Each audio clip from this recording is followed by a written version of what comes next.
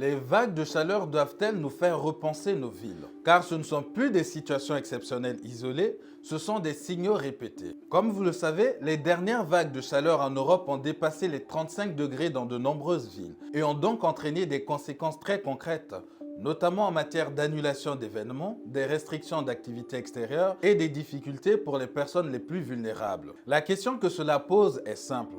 Nos villes sont-elles encore adaptées aux conditions climatiques actuelles et futures? Historiquement, la plupart des villes ont été conçues pour d'autres contraintes, notamment en termes de densité, de proximité des emplois, de circulation des biens et des personnes. Mais elles n'ont pas toujours été pensées pour résister à des épisodes de chaleur extrême ou à des événements climatiques plus fréquents. Aujourd'hui, cela change progressivement les priorités. On parle davantage de végétalisation, d'ombres urbaines, de matériaux moins absorbant la chaleur, de rénovation des bâtiments ou encore de réorganisation des espaces publics. Mais ces adaptations ont un coût. Elles nécessitent des investissements publics importants et parfois des arbitrages difficiles entre confort immédiat, budget public et transformation structurelle des infrastructures. Cela pose également une question plus large. Faut-il continuer à adapter progressivement nos villes aux nouvelles conditions climatiques ou repenser plus profondément leur organisation pour éviter de subir des mesures d'urgence de plus en plus fréquentes? Finalement, le débat n'est pas seulement climatique, il est aussi urbain, économique et politique.